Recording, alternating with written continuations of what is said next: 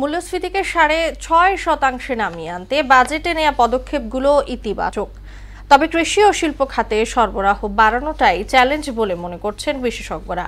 বৈশ্বিক প্রেক্ষাপটে বাংলাদেশের অর্থনীতি প্রবৃদ্ধি, মুদ্রাস্ফীতি, খাদ্য ও পুষ্টি নিরাপত্তা শীর্ষক সেমিনারে এসব পর্যবেক্ষণ তুলে ধরেন বক্তারা। আর যৌক্তিক সমালোচনা বাজেটে পুনর্বিবেচনা করা হবে বলে জানিয়েছেন অর্থমন্ত্রী আবুল হাসান মাহমুদ আলী। মনিরুল ইসলামের রিপোর্ট।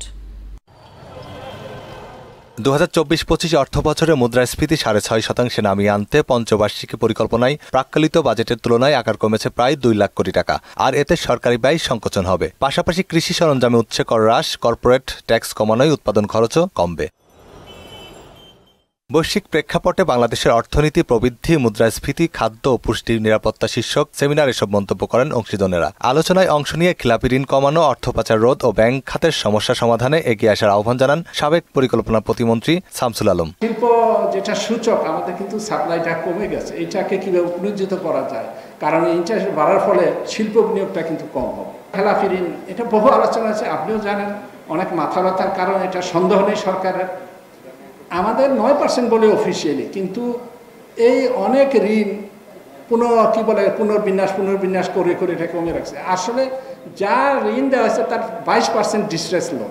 আর বাজেটে খাদ্যের যোগান বাড়াতে কৃষি উন্নয়নের প্রয়োজনীয় পদক্ষেপ নেওয়ার পরামর্শ দেন জাতিসংঘের খাদ্য ও কৃষি সংস্থার এই প্রতিনিধি। Where this national budget is focusing on investment to facilitate broad-based growth and poverty reduction. বাজেটের নেতিবাচক প্রচারণায় ক্ষুব্ধ প্রতিক্রিয়া জানান অর্থমন্ত্রী। তবে গঠনমূলক সমালোচনা আমলে নিয়ে তা পুনর্বিবেচনার কথাও জানান তিনি।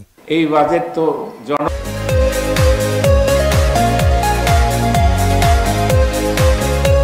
জনবান্ধব বাজেট, এবং আমরা চেষ্টা করেছি, এখনো কিছু প্রস্তাব আছে, এগুলোকে বাজেট কিন্তু পাস হয়নি, তো কাজেই সেগুলো আমরা দেখব এবং পুনর্বিবেচনা করার সম্ভাবনা আছে।